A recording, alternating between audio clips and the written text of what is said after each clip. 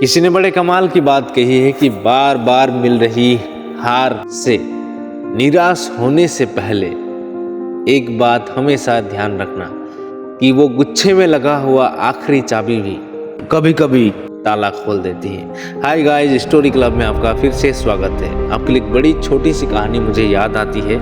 एक बार एक चरवाहे को जंगल में भेड़ बकरियां चराते समय शेर का छोटा सा बच्चा मिला। नन्हे से बच्चे को देखकर चरवाहे के मन में दया भाव जाग गया। वह शेर के बच्चे को अपने साथ लेकर आ गया।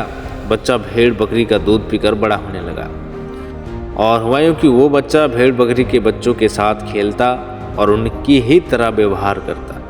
वह स्वयं को भी भेड़ बकरी समझने लगा।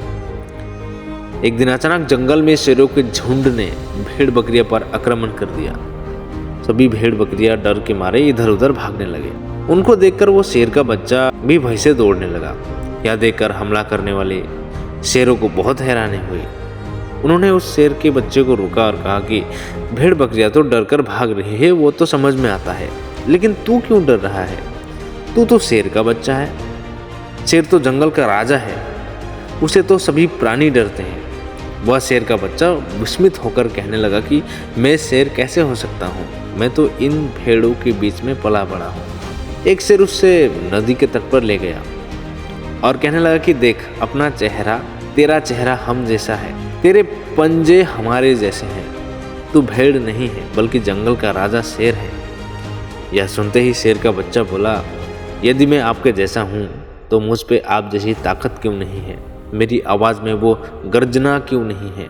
यह सुनकर शेर बच्चे को अपने साथ ले गया और उसको खिलाया पिलाया और कहा कि घास तेरा भोजन नहीं है। उसने घास को साइड करके शेर को मीट खाने के लिए कहा। अपनी संगति में रखकर उसके अंदर हिम्मत भरी। अब शेरों की संगति में रहकर उसमें एक नई ऊर्जा का संचार होने लगा और धीरे धीरे उसे अपनी शक्तियों का अनुभव होने लगा। शेरों की संगति में रहकर शेर के बच्चे ने गर्जना लगाई तो पूरा जंगल उसकी गर्जना से गूंज उठा। उसके मन में शंका थी, वो दूर हो गई कि और उसका आत्मविश्वास जग उठा। दोस्तों, कहानी बहुत छोटी सी है, लेकिन इसका सार ये है कि जैसे शेर स्वयं को भेड़ों की संगति में रहकर कमजोर मान रहा था, वैसे ही हम भी जीवन में कई बार ऐसे लोगों की संगति में होते हैं जो हमारे अंदर छुपी हुई काबिलियत को समझ नहीं पाते और हम स्वयं को कमजोर मान लेते हैं और हमारे अंदर आत्मविश्वास की कमी हो जाती है। इसलिए आप जीवन में जैसे बनना चाहते हैं वैसे लोगों की संगति करें।